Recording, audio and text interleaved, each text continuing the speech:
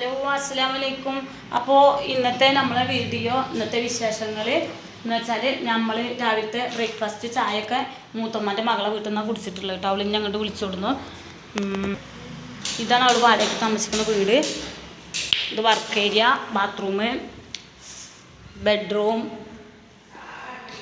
2 ബെഡ്റൂമുണ്ട്. ഇവിടെ മോനുണ്ട് കേട്ടോ അവളുടെ. ആകെ അലങ്കോലായിട്ടാണ് കിടക്കണം എന്നൊക്കെ പറയുന്നുണ്ട് അവൾ. അപ്പോൾ 2 ദിവസമായിട്ട് അവൾ ഇവിടെ ഉണ്ടായിരുന്നില്ല, കല്യാണ തിരക്കാണ് അവൾക്കുണ്ടായിരുന്നു അവളെ മകളെ വീട്ടിൽ കേട്ടോ. ഓക്കെ, അപ്പോൾ നമ്മൾ പോവാണ് ഇതാട്ടോ. ആകെ അലങ്കോലായിട്ട് കിടക്കണം എന്നൊക്കെ പറയുന്നു. അവൾക്ക് കുറേ പണികളുണ്ട് അത്രേ. അപ്പോൾ നമുക്ക് നമ്മൾ വാടക വീട്ടിലും കുറേ പണികളുണ്ട് കേട്ടോ. അപ്പോൾ ഞാൻ അങ്ങോട്ട് പോവാണ്, ബാക്കി അവിടെ പോയിട്ട്. അവളുടെ ഇങ്ങനെ ഈ ഭാഗത്തിട്ടോ, ഫ്രണ്ട് ഭാഗത്തുള്ള ഈ സ്ഥലമാണ്. ഇങ്ങനെ മേലേക്ക് തുണിയൊക്കെ തോരിടാൻ പോണ ഭാഗമാണ് കേട്ടോ, മുത്തമ്മൻ്റെ മകളുടെ.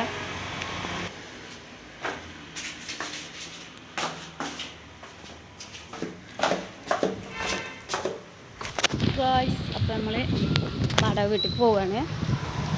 റോഡിൻ്റെ ആ സൈഡിലാണ് കേട്ടോ നമ്മൾ വാടക വീട്.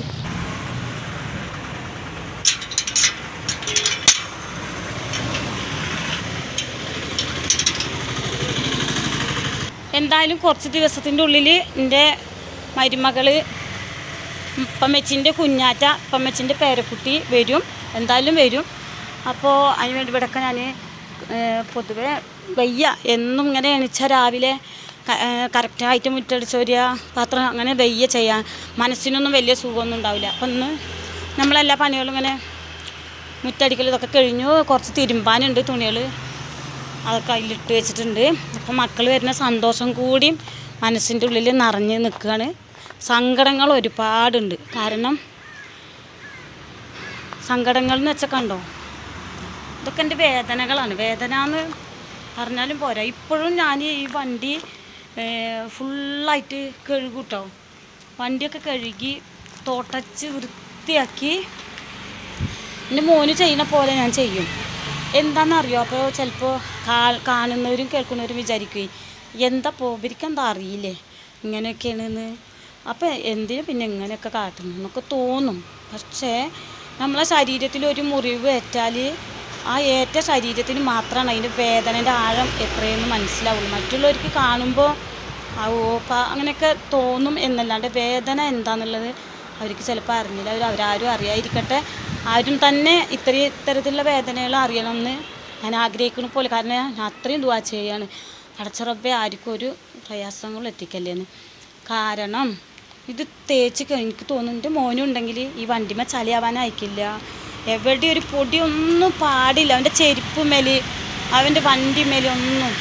നമ്മൾ ടാങ്കിൽ വെള്ളം നിറച്ച് കഴിഞ്ഞാൽ ആ വെള്ളം കഴിയണ വരെ ഫുള്ള് കഴുകൽ തന്നെ ആയിരിക്കും. അപ്പോൾ ഞാൻ പിന്നാലെ എന്താ ഗപ്പുവോ ഇത്രയും വെള്ളം ഈ ചിലവാക്കി കളയണ്, അമ്മച്ചി അത് വൃത്തിയായിട്ട് കഴുകട്ടെ, ഒന്നും ഉണ്ടാതിരിക്കുക പറയാം. അങ്ങനെ അവൻ വൃത്തിയാണ് നല്ല. അവൻ കുളി കഴിഞ്ഞാൽ അവൻ്റെ ചെരുപ്പൻ്റെ ഒക്കെ കാണാൻ ഒരു പ്രത്യേകത വൃത്തിയാണ്. അതിനൊക്കെ കൊടുന്ന് കഴുകി വൃത്തിയാക്കി വെയിലത്ത് വെക്കൂല, നായോ എന്തെങ്കിലും തൊട്ടാലോ പറഞ്ഞിട്ട് ഫാനിട്ടിട്ട് ചെരുപ്പിന് ഉണങ്ങാൻ വെക്കും. അങ്ങനെയൊക്കെ ചെയ്യണ മോനാണ്. അപ്പോൾ എനിക്ക് ഈ വണ്ടി വല്ലാതെ മഴയൊക്കെ നമ്മളിങ്ങനെ മുറ്റത്ത് ഈ സൈഡിലാണല്ലോ നിർത്തിയിട്ടുള്ളത്. അപ്പോൾ മുറ്റത്ത് മഴ പെയ്താൽ വെള്ളം ചളിയൊക്കെ തെറിച്ച് കഴിഞ്ഞാൽ എനിക്ക് സങ്കടമാവുള്ളൂ. ഗഫു ഉമ്മ വൃത്തിയാക്കട്ടോ, ഉമ്മ തുടച്ചിക്കണ് കേട്ടോ.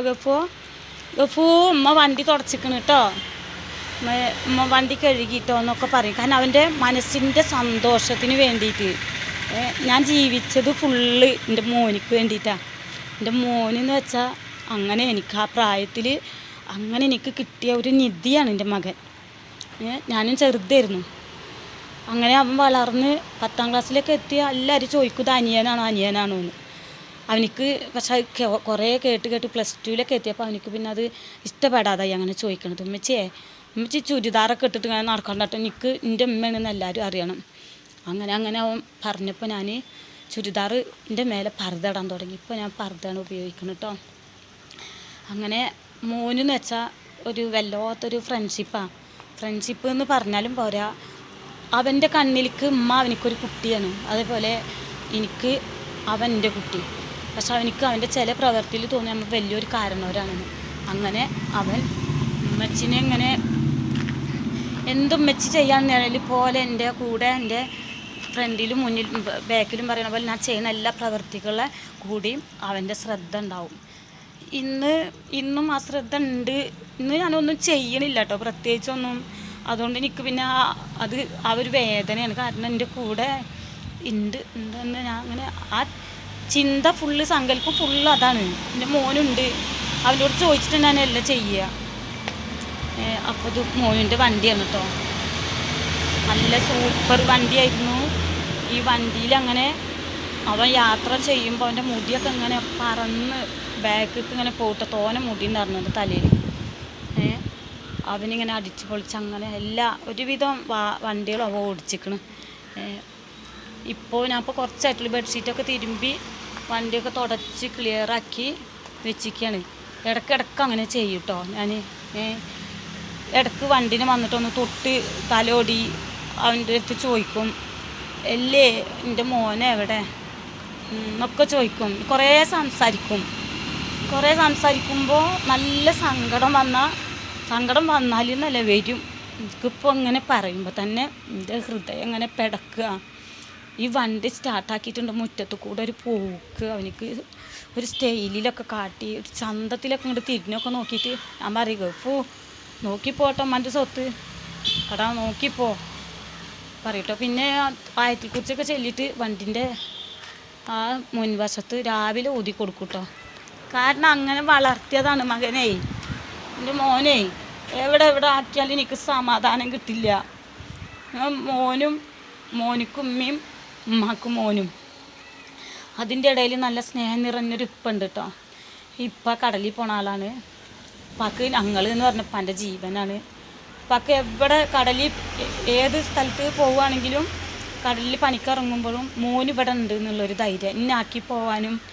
അപ്പോൾ ഇപ്പോൾ പറയും എൻ്റെ ഏറ്റവും വലിയ ധൈര്യമാണ് നമ്മളെ മോന്, അങ്ങനെ പറയാം. ഇന്നും ഞങ്ങളെ മുന്നിലെ വെളിച്ചം ഉണ്ട് എന്ന വിശ്വാസത്തിൽ ഞങ്ങൾ ജീവിതം, അള്ളാഹു ഞങ്ങളെ ജീവിതത്തിനെ തുടർന്ന് കൊണ്ടുണ്ട് കേട്ടോ. വിഷമങ്ങളുണ്ട്, വേദനകളുണ്ട്, ഒരുപാടുണ്ട്. അസ്സലാമു അലൈക്കും. വീഡിയോ ഇഷ്ടപ്പെടുന്ന എല്ലാവരും, സബ്സ്ക്രൈബ് ചെയ്യാത്തവരെല്ലാവരും സപ്പോർട്ട് ചെയ്യുക, സബ്സ്ക്രൈബ് ചെയ്യുക, പിന്നെ ലൈക്ക് ചെയ്യുക കേട്ടോ. വീഡിയോ എങ്ങനെ എടുക്കണം, എങ്ങനെ ഇടണം, എന്താ ചെയ്യാമെന്നും നല്ല ആത്മാർത്ഥമായിട്ട് നമ്മുടെ ജീവിതത്തിലുള്ള പ്രയാസങ്ങളാണ് കേട്ടോ ഇതിൽ ഉൾപ്പെടുത്തുന്നത്. അസ്സലാമു അലൈക്കും.